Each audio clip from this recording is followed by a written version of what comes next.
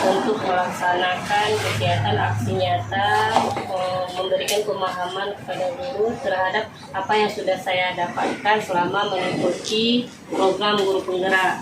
Jadi sekarang saya sudah sampai di modul 1.4 tentang budaya positif yang nantinya akan saya terapkan kepada siswa. Namun sebelumnya saya ingin membagikan ilmu tersebut, pengetahuan tersebut kepada guru. Yang ingin saya bicarakan di sini adalah Bapak, bagaimana tentang jadwalnya nanti, kapan saya bisa melaksanakannya? Sudah Ibu laksanakan sangat bagus sekali, dan harapan saya untuk bisa diikuti oleh teman-teman yang lain. Mengenai jadwal, karena ini tanggal 26 Desember 2022 akhir sekolah, berarti kita nanti tanggal 3 Januari 2023 tahun depan kita lanjutkan, mudah-mudahan kita ambil waktu di tanggal 4. Kalaupun bergeser dan bergeser, tapi harapan saya selaku pimpinan sekolah, Ibu tingkatkan apa yang sudah Ibu laksanakan, karena saya melihat bisa dijadikan contoh buat rekan-rekan yang lain, karena materi yang Ibu sampaikan adalah materi yang dipersiapkan oleh kementerian untuk guru penggerak. Nah, majunya pendidikan adalah dengan kebersamaan dalam meningkatkan kompetensi di masing-masing pendidik. Nah, di sini barangkali saya mengharapkan Ibu tetap berinovasi terus, kelanjutan, termasuk di media. Saya rasa ini memang satu terobosan yang baik, karena SMK Simpang Mamplang dikenal orang dengan melalui media, melalui inovasi-inovasi Ibu Ajerni, dan saya harapkan juga kepada teman-teman yang lain dapat mengikuti seperti jejak Ibu Ajerni. Demikian, terima kasih. Assalamualaikum warahmatullahi wabarakatuh. Waalaikumsalam warahmatullahi wabarakatuh. SMK bisa.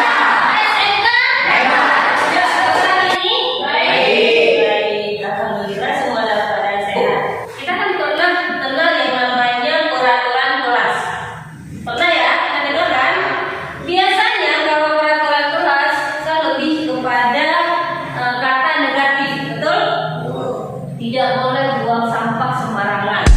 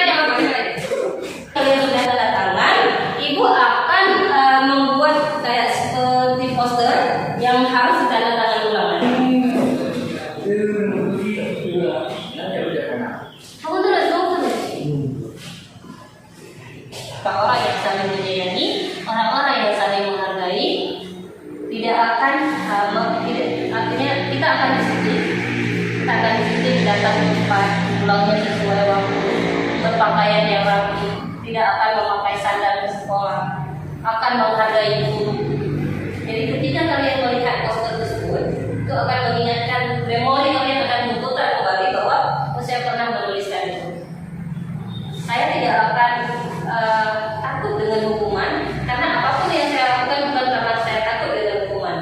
itu dari kesadaran saya sendiri. Saya tak rajin di sekolah bukan karena saya takut dipukul sama ayah sama mama di rumah, tapi karena saya ingin sekolah untuk mendapatkan ilmu. Ya, Bapak Ibu semuanya? Ya.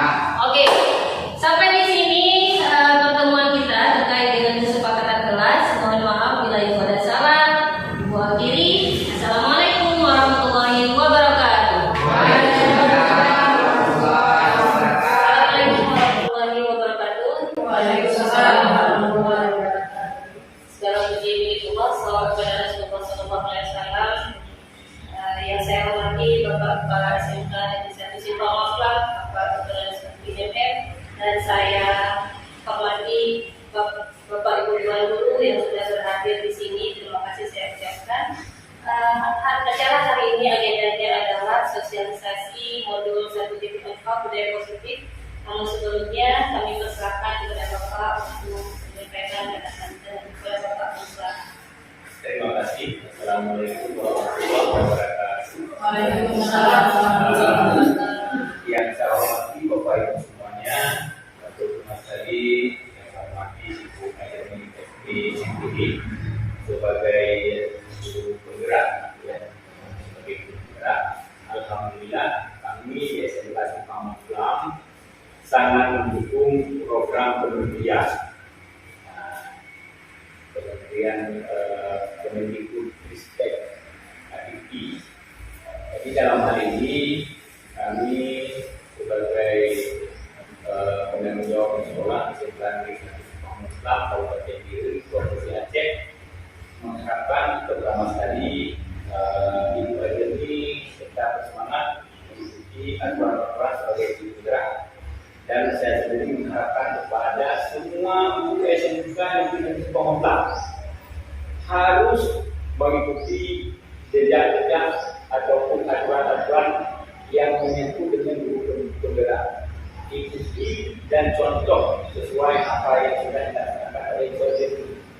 Karena kalau satu orang saja Ibu Ajeni sebagai guru penggerak, pasti kami sebagai kepala sekolah SMK Negeri 1 Muslam sangat mengharapkan supaya guru-guru yang lain juga harus ikut, dan kami sangat mendukung semua fasilitas kami siapkan. Jadi pada hari ini teman-teman bisa melihat fasilitas apa yang dibutuhkan oleh guru penggerak. Jadi itu kami siapkan, dan kami pihak sekolah selalu meminta petunjuk melalui Capim Dinas Pendidikan. Dalam arti kata, semua kita ini adalah sebagai guru yang berkompeten. Pemerintah dalam hal ini tidak sia-sia memberdayakan. Yang intinya adalah mencerdaskan anak bangsa. Salah satunya adalah sebagai guru penggerak. Malah sekarang kami mendengar guru penggerak itu bisa menjadi sebagai calon kepala sekolah. Berarti apa nilai itu? Berarti di situ seorang guru yang kompeten berarti bisa digunakan sebagai pemimpin pembelajaran. Karena apa? Pembelajaran yang diharapkan di sekolah adalah untuk mencerdaskan anak bangsa. Jadi apa yang diharapkan oleh Dinas Pendidikan Aceh dan Kementerian Ristek ini adalah benar-benar untuk mencetak kader-kader pendidik bangsa yang akan datang. Untuk yang diharapkan adalah siswa itu cerdas. Mengharapkan kepada ibu semua, bapak dan ibu, gunakan kesempatan yang ada. Pemerintah sudah mengupayakan memberi peluang kepada kita semua dalam program guru penggerak. Jadi demikian yang saya sampaikan pada kesempatan ini. Mudah-mudahan Ibu Ajeni dan rekan-rekan yang lain bisa mengikuti. Mudah-mudahan Bu Ajeni bagaimana caranya nanti ikuti, diajak teman-teman. Jangan lihat kenapa Bu Ajeni sendiri, tapi kita juga harus lihat bagaimana Bu Ajeni bisa, saya juga harus bisa. Karena kalau kita mau, pasti bisa.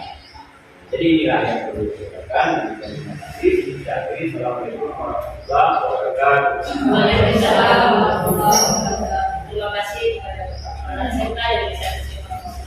yang telah memberikan masukan kita. Selanjutnya langsung kita masuk ke acara simulasi modul 1.4 budaya positif. Bapak dan Ibu guru semuanya, terima kasih saya ucapkan karena sudah berhadir di sini.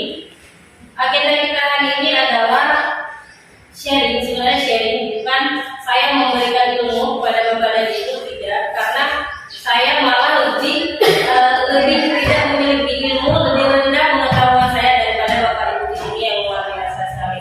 Jadi untuk hari ini perlu saya sampaikan bahwa di CGP ini Jalan Guru Penggerak kita sudah sampai di modul 1.4 adalah modul yang terakhir. Artinya kita perlu sampaikan kepada Bapak Ibu apa yang sudah saya dapatkan selama beberapa bulan mengikuti program pendidikan guru penggerak ini. Ini adalah orang-orang yang sangat menginspirasi saya untuk terus berkarya, untuk terus berinovasi, untuk mencerdaskan anak bangsa sama-sama di sini yang ada di SMK Negeri 1 Simpang Lempang. Agenda kita hari ini pembukaan sudah terlaksana, doa, kemudian pemahaman materi, eksplorasi konsep dan refleksi yang terakhir tentunya. Biasanya kita setiap ada agenda pasti ada kesepakatan masuk dan keluar tepat waktu, mengangkat tangan sebelum bertanya, menjawab, menyanggah atau memberi saran, kemudian HP dalam keadaan silent. Bapak dan Ibu, apakah ini disepakati? Baik, kita lanjutkan. Nah, tujuan pertemuan hari ini adalah membagi pemahaman dan pengalaman dalam menerapkan budaya positif kepada rekan-rekan guru yang nantinya tujuan akhir adalah guru mampu menerapkan budaya positif di kelas. Baik, Bapak dan Ibu guru, di sini saya sudah menampilkan 3 gambar. Saya mohon nanti Bapak dan Ibu guru bisa memberikan komentar. Kira-kira gambar ini menceritakan tentang apa? Siapa yang mau berkomentar? Silakan Bapak dan Ibu. Di sini kita bebas berkomentar. Baik, Ibu. Gambar yang pertama menurut saya itu dalam keadaan untuk apa? Memakai masker dalam keadaan situasi sedang COVID. Sedangkan gambar yang kedua adalah untuk menjaga kebersihan dan membuang sampah di tempat tong sampahnya. Itu kita ajarkan anak supaya anak lebih tahu di mana tempat pembuangan sampah. Yang gambar ketiga, kita mengajari anak supaya dapat menghormati orang tuanya, itu guru dan mencintai gurunya, menghormati gurunya dan meminta izin di saat dia mau di sekolah itu. Kalau orang tuanya meminta izin di saat di sekolah dan di saat sampai di sekolah dia memberi salam kepada guru. Baik, bagus sekali komentar dari Ibu. Mungkin ada yang lain? Baik, silakan Bapak. Ya, terima kasih yang diberikan kesempatan kepada saya. Jadi sesuai dengan judul tas bersama hari kemudian saya melihat gambar pertama itu budaya positif itu mencegah terjadinya kerumunan atau infeksi saluran pernapasan itu kita menggunakan masker yang saya lihat. Yang kedua itu dalam membersihkan di kamar mandi atau WC itu ada clean, yaitu alat bersihnya itu selalu kita bersihkan supaya nanti kotoran yang ada di lubang tersebut tidak tercemar dengan virus yang bisa menyebabkan kita kena penyakit. Nah, itu budaya positifnya kita harus selalu jaga bersih, jaga kebersihan. Itu yang ketiga, kita selalu pendidik akhirnya itu ada selalu bersalaman sebelum kita pulang atau kita datang di sekolah. Hanya itu bisa saya katakan lebih mudah. Assalamualaikum warahmatullahi wabarakatuh. Waalaikumsalam warahmatullahi wabarakatuh.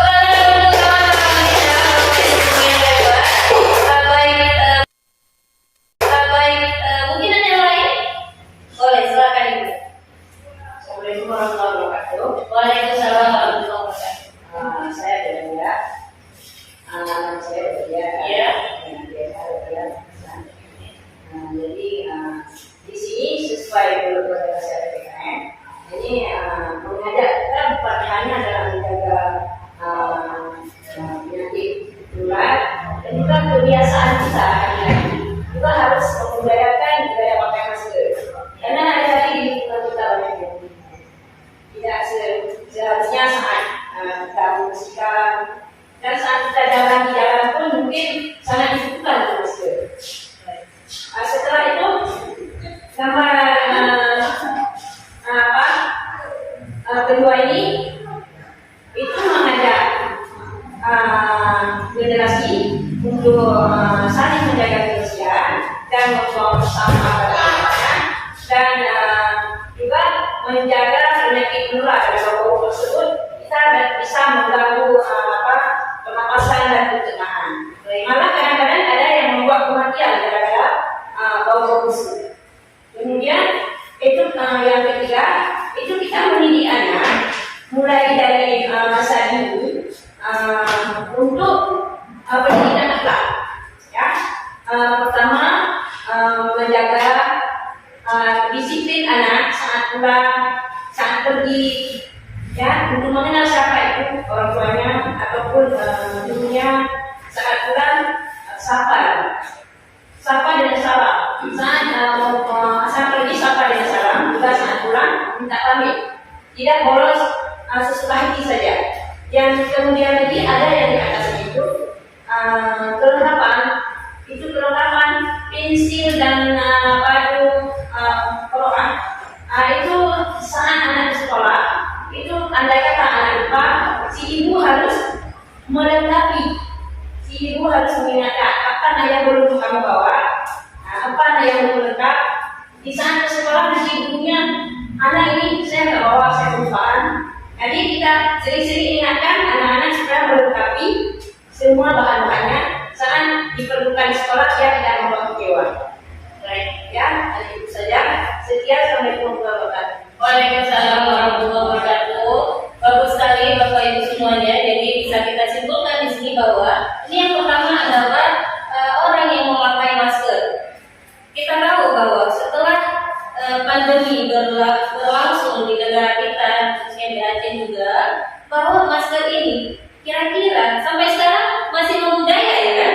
Masih membudaya meskipun awal-awal kita merasa ini dipaksa. Ternyata kalau kita sadar bahwa ini tidak perlu dipaksa, karena kita tahu ini ada penyakit, dia langsung saja memakai untuk menghindari penularan penyakit. Nah, sampai sekarang kalau kita lihat efek dari kemarin kena pandemi, sampai sekarang masih ada orang yang tidak ada masker, masih belum terbiasa tidak ada masker. Nah, kemudian ini adalah termasuk budaya positif yang saya rasa memang di sekolah-sekolah sudah berlangsung, membuang sampah pada tempatnya dan kemudian juga sampah sampah tidak masuk dan juga keluar dari kelas selesai pembelajaran. Ya Bapak Ibu, kita lanjutkan. Baik, di sini ada beberapa pertanyaan, bukan pertanyaan sih, pernyataan. Saya ingin tahu dulu, apakah Bapak Ibu setuju atau tidak setuju? Nanti silakan Bapak Ibu baca dan berikan komentarnya. Kenapa setuju? Kenapa tidak setuju? Oke? Silakan siapa yang mau berkomentar? Baik, silakan Bu Yuni. Assalamualaikum warahmatullahi wabarakatuh. Waalaikumsalam warahmatullahi wabarakatuh. Terima kasih atas kesempatan yang baru saja diberikan kepada saya. Dari 3 pertanyaan atau pernyataan yang ditampilkan di depan, itu yang pertama, saya menyatakan tiga-tiganya itu setuju. Mengapa saya mengatakan setuju? Yang pertama, hukuman dapat mendisiplinkan anak. Ya, hukuman itu saya mengatakan setuju karena dengan adanya hukuman, otomatis anak dapat disiplin. Itu secara otomatis. Yang kedua, pemberian hukuman dengan hal positif seperti membaca atau membersihkan halaman sekolah dapat meningkatkan disiplin anak. Itu juga saya setuju, karena hukuman itu bukan hanya dengan fisik, ya, bukan hanya dengan fisik. Jadi hal-hal hukuman itu bisa dengan hal-hal positif, bisa jadi dengan kita membaca atau dengan membaca Yasin, ya, pada saat dia terlambat atau apapun, sehingga bisa meningkatkan disiplin anak.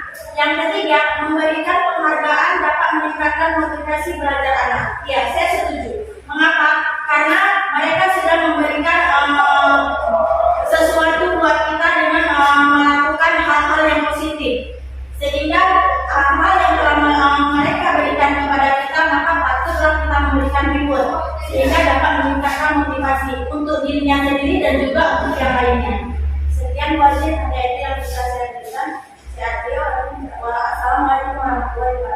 Waalaikumsalam warahmatullahi wabarakatuh. Mungkin ada ya Bapak Ibu, saya tidak sepakat dengan apa yang disampaikan oleh Bu Yuni. Ada yang lain? Bu Putri silakan. Apakah Bu Putri setuju dengan pernyataan ini? Saya dua tiga. Saya sangat Ketiga-tiganya. Kenapa Bu? karena hukuman yang diberikan itu sangat berdampak positif bagi siswa dan siswa yang lain. Untuk nomor 3 setuju. Ya, Kenapa? dapat mendisiplinkan siswa. Memberi penghargaan dapat meningkatkan motivasi belajar anak. Setuju. Kenapa Bu? Karena dapat meningkatkan motivasi belajar. Oke. Bapak Ibu yang lain mungkin tadi Bu Yuli setuju semuanya 3 poin. Bu Putri juga setuju 3 poin ini. Mungkin ada yang lain? Saya ingin menambahkan, Baik. semuanya itu saya setuju. Akan tetapi jika di saat kita memberikan hukuman kepada si anak, kita tidak lupa mengingatkan apa kesalahannya, kemudian apa efeknya, apa dampaknya hasil dari dia disiplin, hasilnya apa dia disiplin. Kemudian dia kalau tidak patuh apa hukumannya. Cuma diingatkan saja di depan kawan-kawan yang lain supaya kawan yang lain dapat sekalian kita ajarkan kepada yang lain. Tidak hanya yang kena melanggar disiplin saja yang terima. Biasanya yang kena melanggar disiplin hari itu datang. Saat kita arahkan, anak yang bagus yang dengar. Yang kena sambal itu yang tidak datang, yang kita bersihkan jangan dapat tuh hari-hari yang dengar yang dapat. Jadi saat anak disiplin itu datang, kita harus panggil ya. Harus kasih tahu apa kesalahannya. Sedangkan kemarin mereka nasihati semua dia nggak benar, karena dia nggak tahu. Iya. Baik, terima kasih Bu Radia. Jadi bisa saya simpulkan bahwa rata-rata kita setuju ya, setuju bahwa hukuman dapat mendisiplinkan anak, kemudian pemberian hukuman dengan hal positif seperti membaca atau membersihkan halaman itu juga dapat meningkatkan disiplin anak. Dan yang ketiga, memberi penghargaan dapat meningkatkan motivasi belajar anak. Baik Bapak Ibu semuanya, nanti kita boleh saya. Satu lagi, ini nomor 2 zaman sekarang ya, kita lihat minat membaca sudah kurang, sudah mulai beralih ke IT pada umumnya ya. Jadi kita datang bantuan, datang dari segala macam masa nggak ada minat untuk menjamahnya, untuk membaca segala macam. Si anak ya ke sana mungkin antara kita pun sudah berkurang minat. Ini bagaimana kita mengajak mereka dan kita semua supaya minat baca ini perlu kita tingkatkan lebih meningkat lagi. Jadi seperti sebelum ada IT. Ya. Kemudian yang ketiga, ini penghargaan meningkatkan motivasi si anak ini sangat-sangat diperlukan. Dengan adanya ini, si anak ini rasanya berlomba, ini rasanya ini menunjukkan kemampuannya. Ya, saya sampai di sini saya, kemudian Waalaikumsalam warahmatullahi wabarakatuh. Ya, tadi Bu Radia menyampaikan bahwa memberi penghargaan itu sangat akan meningkatkan motivasi belajar anak. Namun kita akan lanjutkan, kita tidak akan menjawab apakah harus tidak setuju atau setuju dengan ini. Kita punya pemahaman kita masing-masing. Oke? Ya, yang akan kita pelajari yang pertama adalah disiplin positif dan nilai-nilai kebajikan universal. Kemudian teori motivasi, hukuman dan penghargaan, kemudian restitusi. Selanjutnya tentang keyakinan kelas, kebutuhan dasar manusia dan dunia berkualitas. Kemudian restitusi, 5 posisi kontrol guru, dan restitusi, segitiga restitusi. Ini adalah materi yang kita pelajari hari ini. Untuk yang pertama sekali, di sini ada disiplin positif dan nilai-nilai kebajikan universal. Saya ingin mengajak Bapak Ibu guru terlebih dahulu. Nanti ada, anggaplah si A dan si B, kawan di sekolah A dan B. Kemudian sobeklah secara kertas kecil, tuliskan benda atau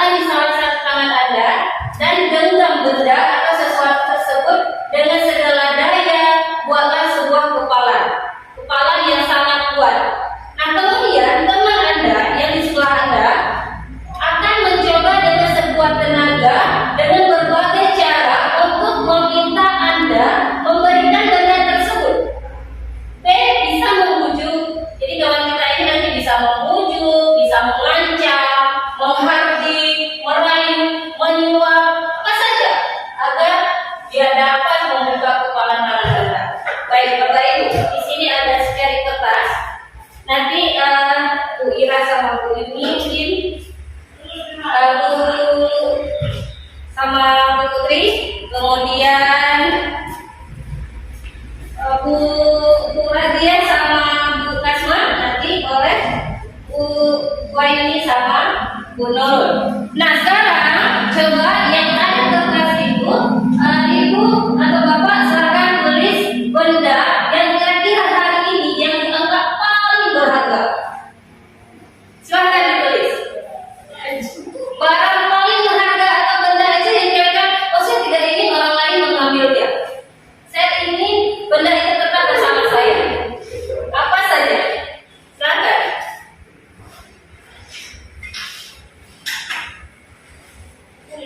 Sudah? Apa saja? Yang dianggap apakah emas, apakah sepeda motor, anak, gitu ya, anak yang paling berharga ya. Yang sebagai Silakan ditulis. Atau paling berharga saat ini laptop mungkin. Silakan ditulis. Apa saja? Suami. Betul sekali suami. Boleh silakan. Sekarang coba Bu Ira dan Bu Yuni, kemudian Bu Irani sama Bu Putri saling bukan, jangan berantem ya, saling berebutlah sebenarnya bagaimana caranya membuka kepala si A ini. Oke silakan, coba kita praktekkan. Silakan Bu Arti sama ini ya, Bu Arti sama Bu Radia. Coba Bu Arti buka kepala Bu Radia. Silakan. Badannya coba. Udah silakan udah. Coba bisa nggak dibuka? Coba Bu Ira sama Bu Putri. Coba Bu Arti buka kepala Bu Radia. Bisa nggak? Badannya coba. Udah silakan udah. Coba bisa nggak dibuka? Coba Bu Ira sama Bu Putri.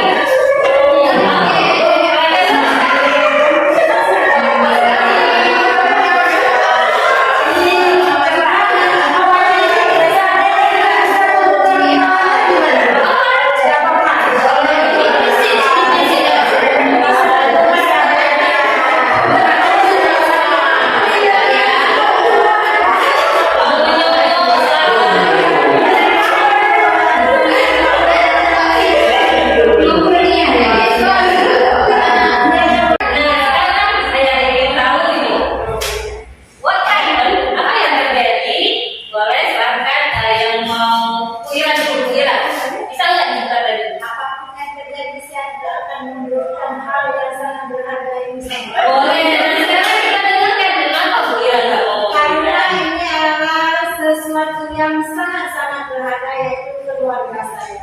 Iya, bagus sekali. Jadi Karena apa? keluarga segalanya bagi saya. Iya, keluarga adalah segalanya bagi saya. Kemudian ini tadi ini yang merayu. Ya, Tapi tidak berhasil ya. Mungkin di dalam hati saya enggak, di dalam hati saya sudah ini juga udah pilih ya, apapun cerita bisa jadi nyawa pun akan dipertaruhkan demi sesuatu yang berharga itu, yaitu tadi dibilang keluarga. Iya. Karena jangankan Bu Ira, saya pun kalau berada di pada posisi Bu Ira itu mungkin saya akan mempertahankan. Saya mungkin bukan menulis keluarga, tetapi saya akan menulis orang tua gitu, ibu dan ayah. Jadi apapun cerita sekuat tenaga pun, kalaupun dengan ada pisau di tangannya ini merebutnya, silakan ambil aja nyawa. Jadi setidak-tidaknya itu sudah kita pertahankan. kita dengarkan dari Bu ini. Bagus sekali Bu Yuni dan Bu Ira. Silakan Bu ini. Sakitnya tangannya ya Bu. Kenapa sakit? Menggenggam keluarga saya. Keluarga sangat berharga. Tidak ada yang lain selain itu. Baik. Nah, di sini ada perubahan paradigma teori kontrol atau teori pilihan atau ilusi kontrol. Jadi, jadi selama ini kalau kita lihat ini ada kepala A dan kepala B, ada satu orang yang ingin merebutnya dengan cara apapun, apakah mengancam, menyogok dan sebagainya. Ketika kita tidak mau memberikan, tidak bisa juga ya kan? Nah, sekarang siapa yang mempunyai kontrol di sini? Siapa? Orang yang merebut atau kita sendiri yang mempunyai kontrol? Kita sendiri, Bapak Ibu setuju ya? Oke. Di sini perubahan paradigma teori kontrol atau teori pilihan dia menganggap bahwa ilusi itu berarti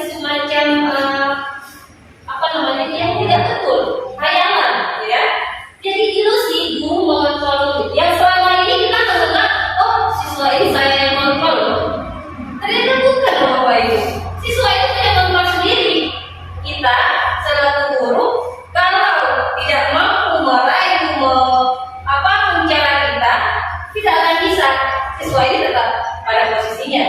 Betul ya? Nah kemudian ilusi bahwa kritik akan membuat orang merasa bersalah, dapat menguatkan karakter. Jadi ketika kita kritik siswa kemudian membuat dia merasa bersalah, itu akan menguatkan karakter si siswa tersebut. Itu ilusi menurut teori kontrol ini.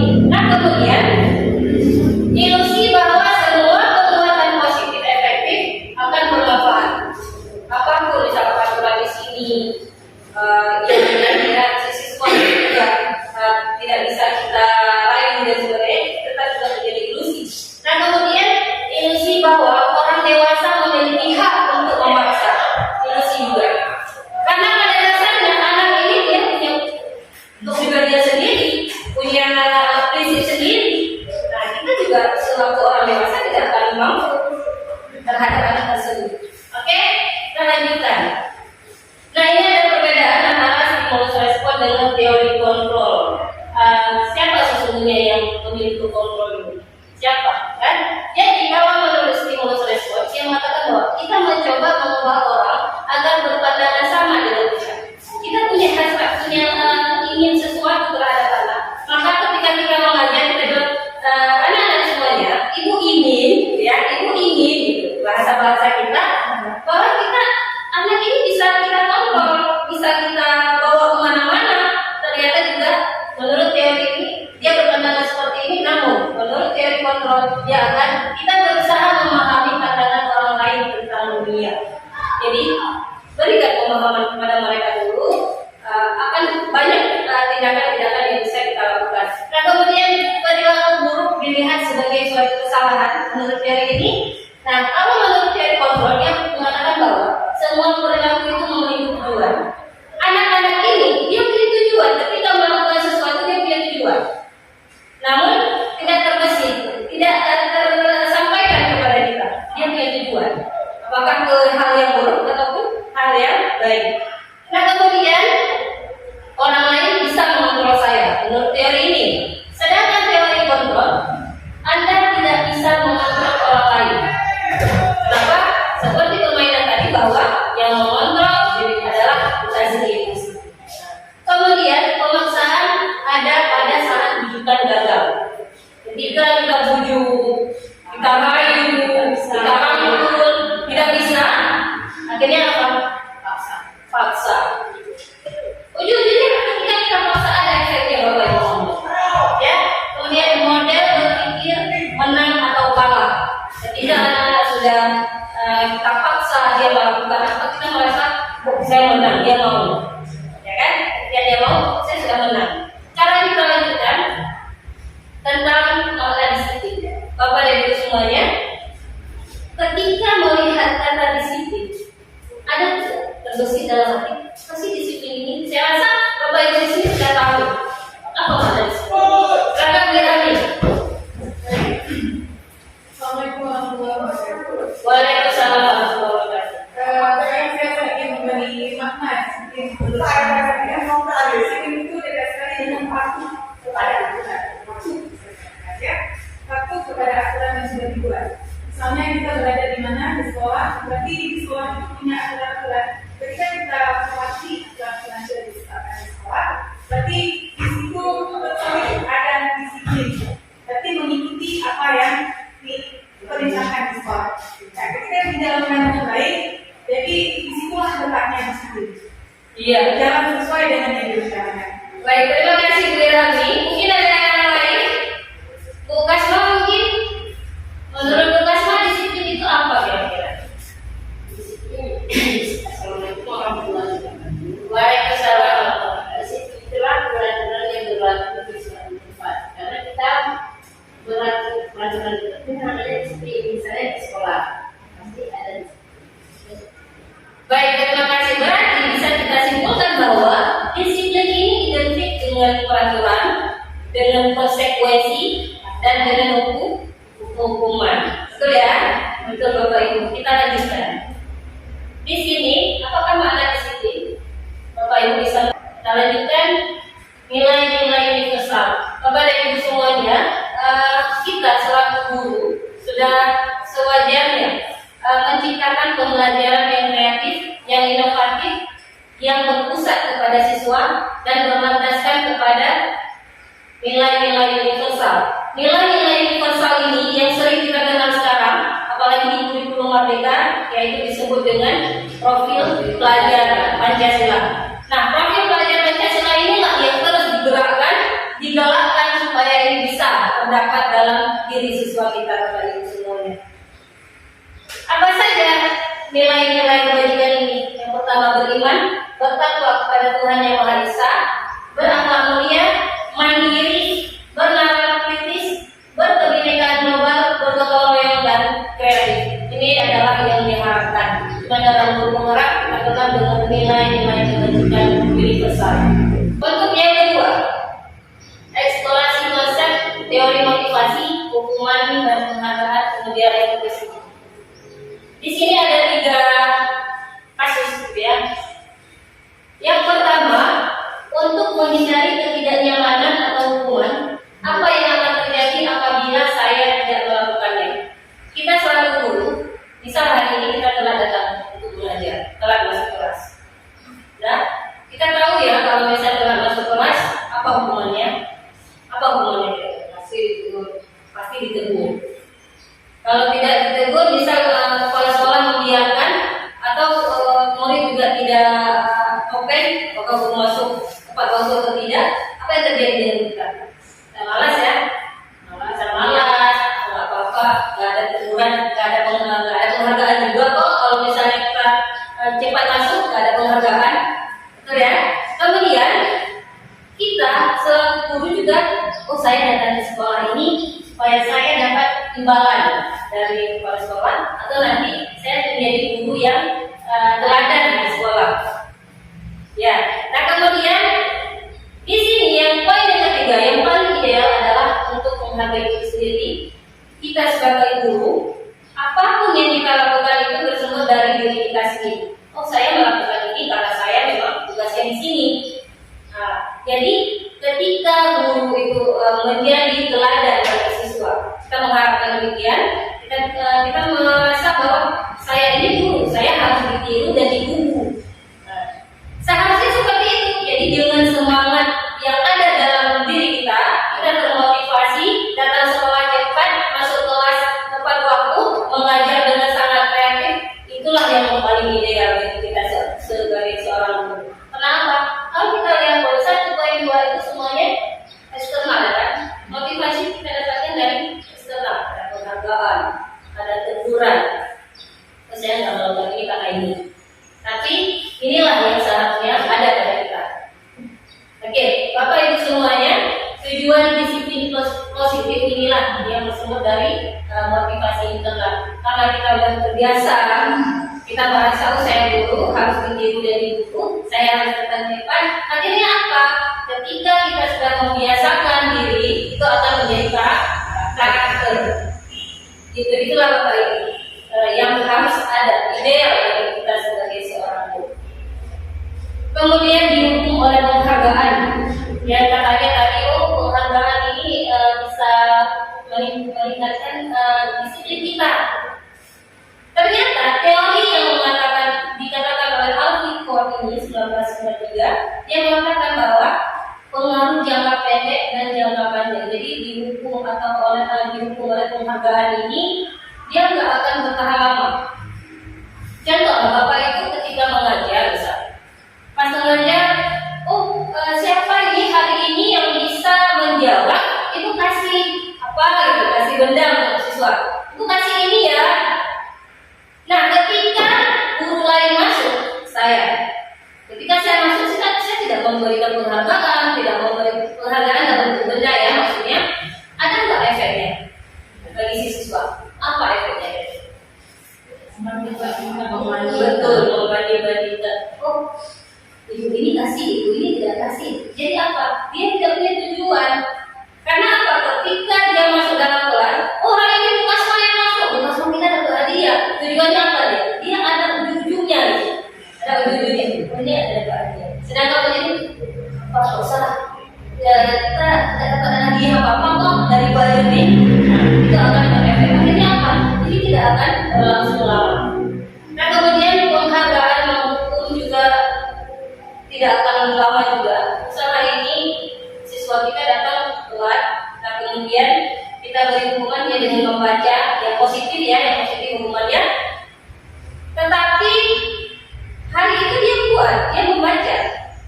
Besok dia tidak akan terbiasa juga membaca itu, karena dianggap bahwa membaca ini sebagai suatu hukuman, bukan dari diri sendiri. Kita lanjutkan Bapak Ibu. Nah, penghargaan juga mengusaha hukuman. Saya sangat setuju di sini Bapak Ibu. Kalau kita mengatakan bahwa bagus juga ada orang galak di sekolah, kita jadikan kambing hitam, kan? Kalian ini melakukan kesalahan ini, kita perlu ilmu ini nanti. Jadi apa? Kita kambing hitam kan kawan kita juga. Jadi apa? Dia ketika melihat ibu tersebut seperti melihat hantu atau melihat harimau. Jadi apa? Antara si anak dengan guru yang galak tadi, hukumannya pasti tidak akan baik. Iya kan? Malah ketika tidak baik, itu juga akan berefek ke dianya dan juga ke gurunya juga. Malah itu dan itu coba berbicara. Oke? Nah kemudian kita lanjutkan penghargaan menurunkan kualitas, penghargaan mematikan kreativitas, penghargaan mengurangi motivasi intensif. Betul sekali Bapak Ibu. Dia buat, dia tidak buat karena ada hukuman atau konsekuensi. Oke, di sini ada beberapa tindakan guru. Mencatat 100 kali di dalam bentuk kalimat, saya tidak akan terlambat lagi karena terlambat ke sekolah. Hukuman atau konsekuensi, silahkan Bapak Ibu baca, nanti langsung jawab dalam hati. Nomor 1 termasuk hukuman, nomor 2 konsekuensi dan seterusnya. Kemudian yang ketiga, murid diminta untuk push up 15 kali karena tidak menggunakan masker ke sekolah. Itu juga hukuman. Kemudian yang keempat, menggantikan kertas tugas teman yang telah dicoret, itu konsekuensi.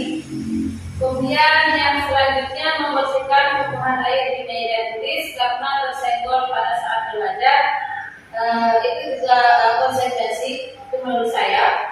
Kemudian yang selanjutnya, murid disuruh untuk mengenakan sepatu seharian di sekolah karena tidak mengenakan sepatu hitam, itu juga konsekuensi karena tidak melakukan peraturan.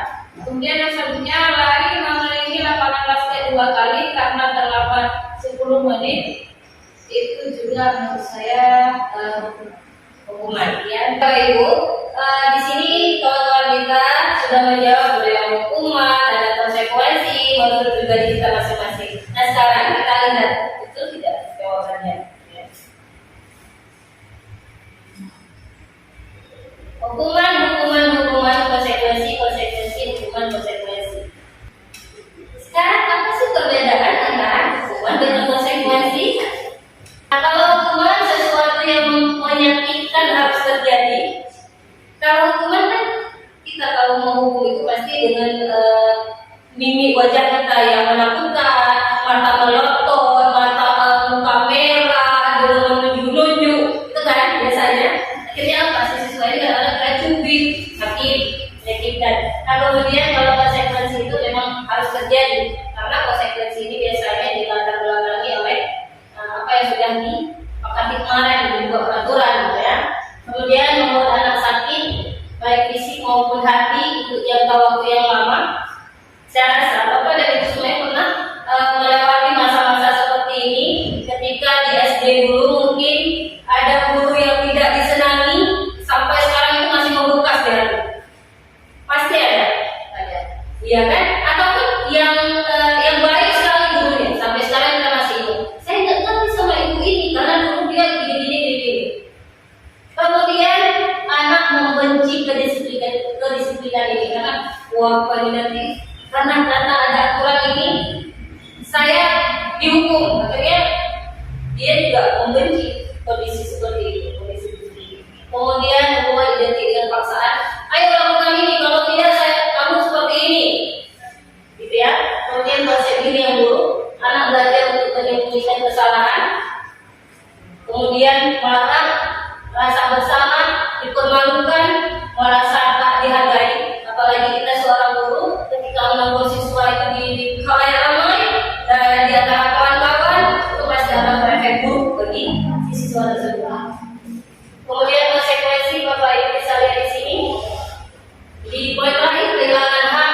dibuat tidak nyaman, diasingkan untuk sementara.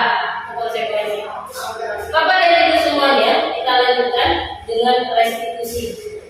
Di sini proses restitusi ini adalah menciptakan kondisi bagi murid untuk memperbaiki kesalahan mereka, sehingga mereka tidak kembali pada kelompok mereka dengan karakter yang lebih kuat. Restitusi juga merupakan proses kolaboratif yang mengajarkan murid untuk mencari solusi untuk masalah mereka. Singkatnya seperti ini Bapak Ibu, ketika anak-anak melakukan kesalahan, kita tidak langsung memvonis, oh kamu seperti ini melakukan kesalahan. Tapi restitusi ini kita punya cara tersendiri untuk menegur si anak tersebut, supaya si anak dengan motivasi intrinsik dia melakukan kebaikan. Kemudian ini perbedaannya hukuman, konsekuensi, dan restitusi. Kita tambah satu poin. Kalau tadi hukuman, konsekuensi, dan sekarang tambah restitusi satu lagi. Satu, di sini sesuatu yang menyakitkan harus terjadi. Kalau konsekuensi memang sesuatu harus terjadi. Kemudian restitusi merupakan pilihan. Jadi si anak itu melakukan kesalahan dia pilihan sendiri. Kenapa dia melakukan kesalahan? Kita lanjutkan. Ciri-cirinya ada 9 untuk restitusi ini. Pertama, bukan untuk menebus kesalahan, namun untuk belajar dari kesalahan. Kemudian memperbaiki hubungan, tawaran, bukan paksaan. Tawaran ini maksudnya kamu tadi melakukan kesalahan kan? Jadi nanti kalau kesalahan ini efeknya apa? Selanjutnya supaya tidak terulang kamu akan melakukan apa? Itu sehingga dia punya semangat atau perubahan itu dari dalam dia sendiri, bukan atas paksaan kita dia berubah. Oke? Kemudian keyakinan kelas. Nah Bapak Ibu semuanya, tujuan akhirnya adalah keyakinan kelas. Ketika kita sudah tahu konsep restitusi dan sebagainya, kita ketika dalam proses pembelajaran keyakinan kelas ini perlu diterapkan. Kalau dulu kita kenal dengan peraturan kelas, peraturan kelas yang identik dengan kata negatif ya. Tidak boleh membuang sampah sembarangan. Tidak boleh ini, tidak boleh ini. Kalau keyakinan kelas, dia lebih identik dengan positif. Saling tolong menolong, positif. Saling menghargai, positif. Itu perbedaannya sebenarnya. Nah kemudian, mengapa tidak berat-berat saja? Mengapa harus keyakinan kelas? Nah di sini, mengapa kita memiliki peraturan harus menggunakan helm bila mengendarai kendaraan roda 2? Mengapa kita memiliki peraturan 3M menggunakan masker, mencuci tangan, dan menjaga jarak 1,5 meter? Mengapa kita memiliki peraturan harus datang tepat waktu pada saat mengikuti pelatihan? Kenapa semuanya ini harus ada? Ya. Nah seharusnya kita kembali lagi ke motivasi tadi. Kalau kita sadar bahwa oh ini harus seperti ini, mulai muncul dari diri kita motivasi intensif dan ini tidak akan penuh. Kita tahu ketika mengendarai Honda, mengendarai motor, kalau tidak pakai helm, efeknya kalau kecelakaan, kalau pecah, ya. Kalau kita sadar itu, peraturan ini tidak perlu dibuat. Betul ya? Begitu juga dengan siswa kita. Kalau tidak sadar bahwa oh, saya belajar supaya saya pintar, supaya saya cerdas, peraturan-peraturan yang kita buat itu tidak berpengaruh bagi mereka. Mereka akan melakukannya. Mereka akan sadar sesadar-sadarnya untuk melakukan hal yang baik, yang nilai-nilai kebajikan tadi. Baik, nah di sini ada perbedaan. Kalau peraturan kelas selalu kembalikan buku ke tempatnya, dilarang mengganggu orang lain, hadir di sekolah mahasiswa, ini semuanya peraturan. Namun untuk keyakinan kelas kita lihat selalu kembalikan buku ke tempatnya itu kalau keyakinan kelas bertanggung jawab, masuk ke nilai-nilai filsafat, nilai kebajikan, yaitu profil pelajar Pancasila. Tanggung jawab, menghormati orang lain, berkomitmen, keselamatan, menghormati orang lain, kesehatan. Jadi semuanya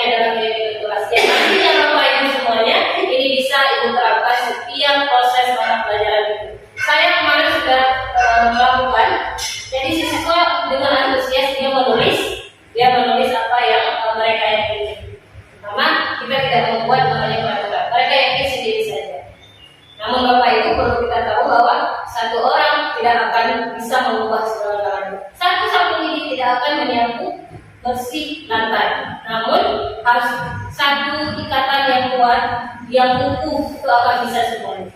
Begitu juga dengan kita di suatu lembaga. Kemudian kebutuhan dasar manusia dan dunia berkualitas. Anak-anak, begitu pun juga kita, ketika melakukan sesuatu itu didasarkan pada kebutuhan dasar ini. Pada pagi hari, anak mengantuk. Kenapa? Karena tadi malam tidak tidur. Ataupun pagi dia sudah di sudut sekolah. Tapi kenapa? Kebutuhannya tidak terpenuhi. Apa kebutuhannya? Lapar. Dia belum makan. Gitu ya. Kita selaku guru itu yang perlu dipahami. Kemudian kebutuhan dasar manusia ini ada kasih sayang dan rasa diterima. Bapak Ibu semuanya, banyak kasus sekarang broken home, kemudian orang tua yang tidak peduli sama sekali, tinggal di rumah bukan orang tuanya, malah banyak tugas yang harus diusahakan ketika pulang sekolah. Ini kasih sayang dan rasa diterima kurang. Efeknya pasti besar sekali ketika kita menerima mereka di sekolah. Ya, kita akan hadapi anak-anak yang demikian. Kemudian kesenangan, dia kurang kesenangan mungkin, jadi selama ini terbeban dengan beberapa banyak pikiran sehingga kesenangannya kurang. Kemudian kebebasan, tidak bebas, dia tidak ada kata bebas dalam kehidupannya. Makanya ada teori atau kebutuhan dasar manusia itu ada 5 ya. Satu lagi bertahan hidup. Inilah, kalau ini tidak tercapai, akan banyak peristiwa kejadian yang akan dialami oleh siswa kita dan berdampak pada kita guru. Jadi antara guru dan siswa itu harus tahu sebenarnya. Saya rasa Bapak Ibu di sini kita semua sudah melakukan hal ini ya. Kita mencoba, ya kan? Kita tahu kemudian mendekat kepada siswa, menanyakan kenapa. Semua kita sudah lakukan. Namun mungkin belum optimal seperti itu. Kemudian 5 posisi kontrol. Ini khusus untuk kita guru, 5 posisi kontrol. Untuk kita sebagai guru itu ada posisi kita sebagai penghukum, kemudian membuat orang merasa bersalah, kemudian ada teman, pemantau dan manajer. Saya rasa semua kita pernah melakukan kelima-lima posisi kontrol kita ini sebagai guru. Baik, kita dengarkan dulu dari salah satu guru mungkin yang mau berkomentar selama ini saya memilih posisi kontrol apa ya. Baik, saya sudah jelaskan sedikit. Kalau menghukum, dia identik dengan menghukum memang. Kamu kenapa tidak melakukan ini? Kalau tidak saya tampar saya. Banyak ya. Kemudian membuat orang merasa bersalah. Ibu sudah capek-capek loh nak, kamu seperti ini, tapi kamu mengecewakan ibu. Orang tua kamu di sekolah, di rumah bagaimana? Dia capek cari rezeki, kamu di sini main-main. Jadi si anak cute gitu ya. Kemudian teman, bro, sini lah bro, kita belajar dulu. Jadi teman. Kemudian pemantau. Kalau kamu tidak melakukan ini, saya tahu kamu bakal di mana. Kemudian adik kamu berapa, ibu kamu kerja apa, ayah kamu kerja apa, saya tahu semuanya. Persis kayak CCTV. Dan kemudian manajer. Manajer itulah paling ideal. Nah sekarang kita lihat dulu nih. Kita biasanya sebagai apa kita terapkan yang kita jalankan sekarang, posisi kontrol apa? Bu Irami boleh silakan. Tapi saya bukan memilih itu, tapi saya bagi pesan dulu. Boleh. Misalnya ini terkadang kita menjelaskan untuk meyakinkan diri mereka bahwa sebenarnya seperti tujuan belajar. Ini kita belajar untuk apa? Karena ujungnya untuk diri kita sendiri, bukan untuk orang lain. Jangan kita ikutan yang nggak baik di sekolah, nggak ada apa-apa. Nah, sering kita kasih pemahaman dengan itu misalnya. Ketika anak ada melakukan kesalahan misalnya, saya kembalikan ke masalah tujuan dia belajar untuk apa misalnya. Tujuan dia di sekolah untuk apa. Nah, itu masuk ke mana? Oke. Nah sekarang yang biasa, yang lumrah terjadi, kita sebagai apa?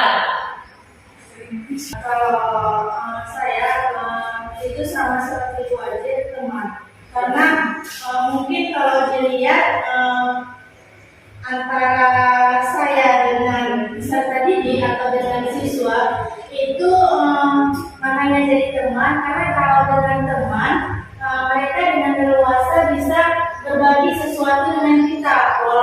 tidak semuanya. Jadi ada keluh kesah yang bisa mereka ceritakan. Jadi kita bisa melihat bahwa si anak ini kok bisa ya di pelajaran ini seperti ini. Oh, karena mungkin ada sesuatu di luar sana yang memang terbawa sampai di sekolah gitu, sampai ketika dia beraktivitas dalam belajar. Jadi kita sekarang ini saya menjadi teman ya, bukan hanya teman untuk belajar mendidik dia, tetapi teman untuk memberikan solusi-solusi yang memang ketika dia minta kita itu bisa dan memberikan kenyamanan buat dia.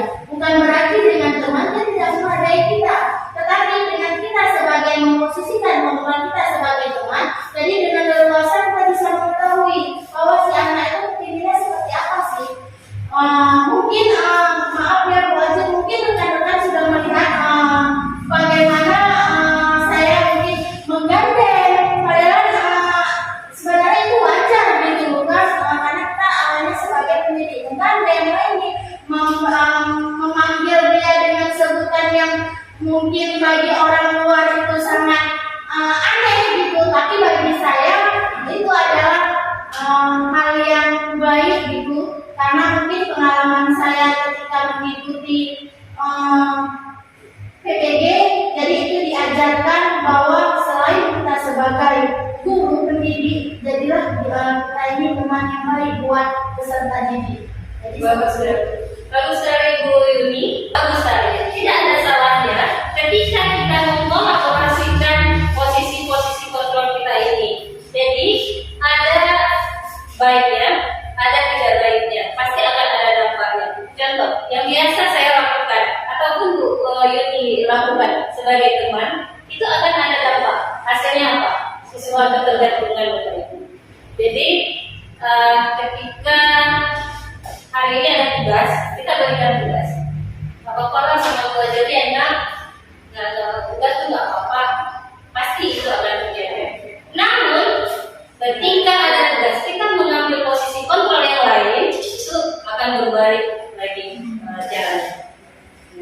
Jadi Bapak Ibu semuanya, nah disinilah 5 posisi kontrol kita yang ideal adalah yang diinginkan. Seharusnya posisi kontrol kita berada di posisi manajer. Nah kemudian kalau pemantau itu pasti kita berdasarkan keyakinan kelas tadi. Kita sudah buat keyakinan kelas, kemudian mereka meyakini, mereka melakukan. Nah ketika mereka tidak melakukan, kembali lagi ke keyakinan kelas tadi. Kemarin kita sudah sepakatkan untuk membuat ini. Ternyata kita untuk saling menyayangi. Ternyata kenapa teman kamu ambil posisi manajer, buat sedikit restitusi. Kita lihat di sini bahasa pertanyaan dulu. Saya kecewa sekali dengan kamu. Ya, ini membuat orang merasa bersalah pasti ya tadi. Kemudian kamu tidak pernah benar melakukannya. Penghukum. Ibu kan sebenarnya seperti ini. Kenapa kamu melakukan seperti ini dengan intonasi tinggi, menunjuk, mata merah dan sebagainya? Luar biasa, itu akan terjadi sakit hati bagi si anak dan siap-siap untuk melakukan pendapat tes spionnya lewat psikomotorik. Oke? Ayolah lakukan demi ibu bapak. Ayo nak, lakukanlah. Nanti ibu nggak enak lihat sama kepala sekolah gimana ini kan masuklah. Teman ya, teman. Akhirnya ayolah demi ibu, gitu ya. Kemudian apakah kamu mau mendapatkan stiker bintang hari ini? Tuhan tahu.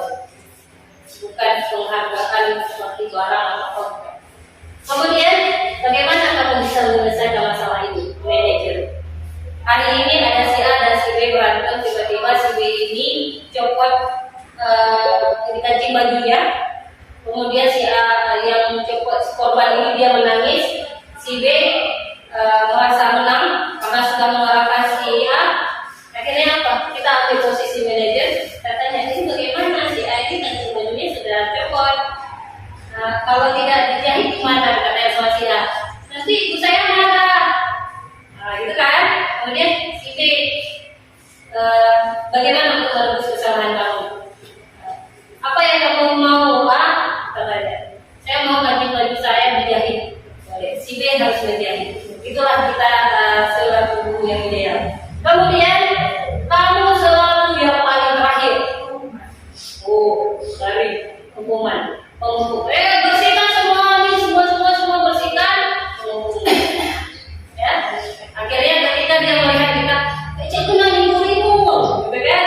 Cek guna, bapak ini. Nah, takut dia dengan kita, tidak dekat dengan kita. Mari kita bergerak antara asuran memantau kesehatan dia ke nilai-nilai yang untuk memperbaiki apa itu sebenarnya. Kemudian segitiga restitusi merupakan lanjutan dari peran kita 5 kontrol kita sebagai guru. Kita lanjut dengan segitiga restitusi Bapak Ibu. Ketika anak-anak merasa ada yang kurang baik perlakuannya, kita panggil dia, kita bilang ke dia, Ibu di sini bukan ingin menghukum, tidak ingin menyalahkan kamu, tetapi tadi Ibu dengar kamu ada membuat kesalahan ini. Tanyakan, kenapa kamu melakukan ini? Kembalikan ke kebutuhan dasar tadi. Ya, ke 5 kebutuhan dasar manusia tadi. Ada kasih sayang yang kurang di rumah sehingga efeknya kemari. Kemudian tidak dicintai. Kemudian kesenangan dia kurang. Kemudian ketenangan tidak ada. Kemudian lapar mungkin. Semalam tidak tidur. Jadi lakukan semuanya supaya siswa yang kita inginkan adalah yang memiliki nilai-nilai kebajikan tadi. Oke Bapak Ibu semuanya. Nah di sini yang pertama caranya tadi menstabilkan identitas yang kita bilang, nah saya ikut bantu kamu kemarin, tidak ingin menyalahkan kamu, tidak ingin membuat kamu merasa bersalah dengan apa yang kamu lakukan. Semua kita punya salah. Semua tidak ada yang tidak melakukan kesalahan. Namun bagaimana kamu memperbaikinya? Nanti dia kasih salah sendiri. Saya tidak akan seperti ini. Untuk mengantisipasinya bagaimana? Solusinya bagaimana? Dia akan beri sendiri dan kita cuma mengarahkan saja. Begitulah seharusnya. Nah, kemudian validasi kebutuhan kita tanya di rumah bagaimana, pulang jam berapa, tidur jam berapa, semuanya kita selidiki kebutuhan tersebut. Kemudian menanyakan keyakinan apa yang kamu yakini, kalau misalnya kamu tidak melakukan ini, bagaimana solusinya? Oke, kita masih 30 detik. Ini mungkin pedoman atau pertanyaan-pertanyaan yang bisa kita ambil untuk melakukan restitusi tersebut. Oke, refleksi Bapak Ibu, kita sudah di akhir pembahasan. Mungkin sampai di sini pemahaman yang bisa saya berikan kepada Bapak Ibu semuanya. Namun sebelum kita menutup, Ibu saya harap Bapak Ibu nanti bisa memberikan komentar terhadap apa yang sudah dipelajari hari ini.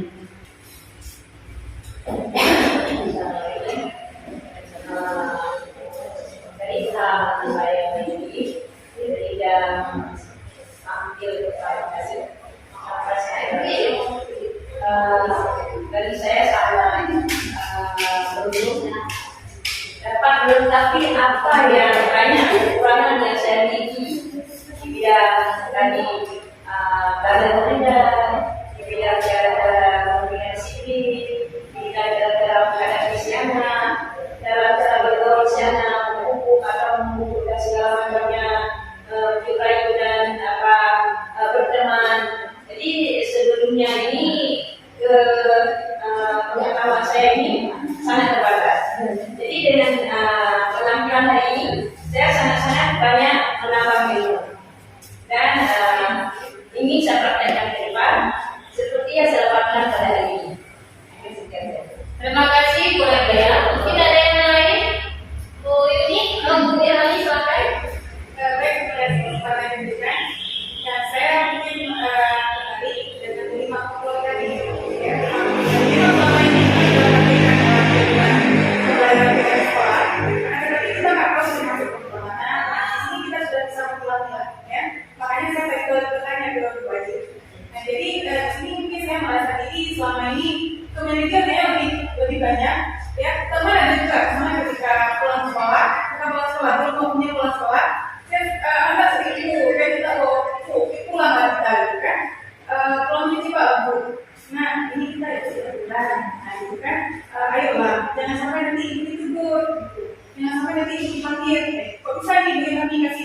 pulang cepat. Nah itu sering saya lakukan. Berarti kalau saya periksa tadi 5 kontrol tadi, lebih kepada teman gitu kan. Jadi mengajak mereka untuk memahami saya gitu. Dan jika saya memahami mereka, misalnya ketika pagi mereka ada yang makan, saya sering kasih waktu, boleh beli makanan, bawa masuk ke dalam, makan di dalam. Jangan di luar, nanti ikutan mereka yang sudah makan. Oh pengen juga cantik. Nah jadi seperti itu. Baik, kemudian ada sedikit lagi. Kan tadi kita sudah melihat yang ada permasalahan apa yang coba ini dalam dua tadi yang terima kembali. Iya. Ini membuat orang merasa bersalah. Apa namanya ya? Enggak, ini intinya terakhir tuh yang lima tadi maksud saya yang segitiga ya. Ketika sudah kita panggil, kemudian dia kita sudah tahu permasalahan dia itu sangat seperti Ibu Aja sampaikan, dia lewat sekolah, lewat bangun, malamnya dia misalnya bantu orang tuanya, lalu misalnya orang tuanya bisa gitu kan, ataupun dia mengerjakan sesuatu membantu orang tuanya. Nah itu nanti apakah kita kombinasi dengan orang tuanya itu saya ya. Karena kenapa? Karena sayang juga dia sebagai siswa gitu. Jadi jangan terganggu pembelajaran dia di sekolah. Jadi itu saya sangat tertarik.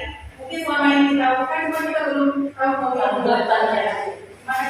Baik, terima kasih Bu Eva, bagus sekali. Ada yang lain mungkin sebelum kita tutup? Silakan. Terima kasih. Mungkin tadi saya ada berbagai pengalaman. Tapi saya cuma mau di 5 kontrol tadi, ya. Di 5 kontrol tadi mungkin mengatakan bahwa kolaborasi antara kelima tersebut, gitu kan. Tapi yang selama ini saya lakukan itu adalah dengan teman, kemudian manajer itu sedikit. Mungkin selama ini saya dengan teman, kontrolnya dengan teman.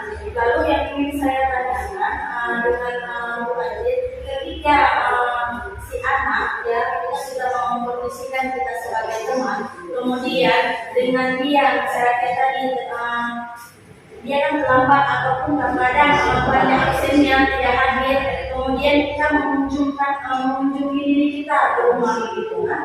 Tetapi segala upaya sudah kita lakukan, segala cara sudah kita coba, tetapi anak dan juga orang tuanya itu tidak mau mendukung. Saya jujur aja mungkin hari ini saya berada di posisi ini, ya, posisi ketika saya sudah melakukan semua cara, saya menjelaskan begitu detail dengan menahan rasa amarah saya, tapi solusi dari orang tua gitu tidak ada gitu, malah mereka mengiyakan gitu kalau anaknya memang itu ya udah gitu. Tapi disinilah kita lagi diuji gitu, kesabaran kita gitu, sekian sabar tapi lagi diuji lagi di sini. Jadi sebagai mungkin nanti belajar buku penggerak mungkin ada kiat-kiatnya sehingga nanti ditanyakan ke fasilitator atau ke yang lainnya bagaimana kiat-kiatnya sehingga orang tua itu ya janganlah ketika kita gurunya hadir ke rumahnya itu mengunjungi siswanya untuk supaya membujuk dengan kondisi yang misalnya itu supaya bisa selesai minimal yang selesai ada jarak seimbang ya kan, tapi dukungan orang tua itu minim. Jadi bagaimana kiat-kiatnya supaya bagi kita guru itu bisa membuat orang tua ini bisa mendukung anaknya gitu. Itu aja sih wajib. Assalamualaikum warahmatullahi wabarakatuh. Waalaikumsalam warahmatullahi wabarakatuh. Bagus sekali.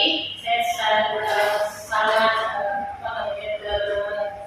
merenyuh ya maksudnya apapun yang sudah kita lakukan ternyata tidak memiliki efek yang nyata gitu ya, kita kemudian tidak akan bisa.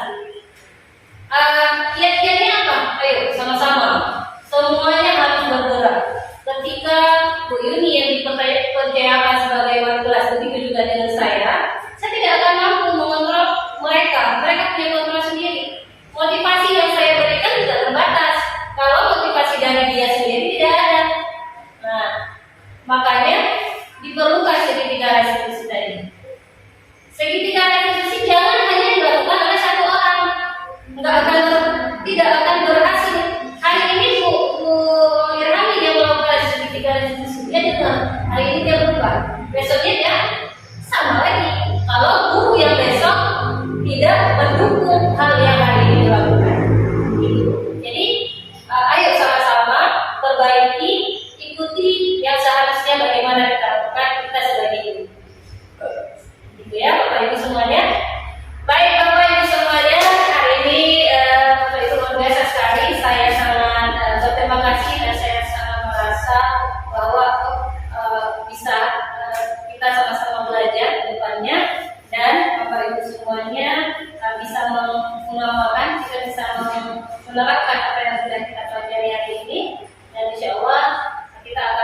bertemu pada pertemuan selanjutnya. Mohon maaf bila ada kesalahan. Saya akhiri. Assalamualaikum warahmatullahi wabarakatuh.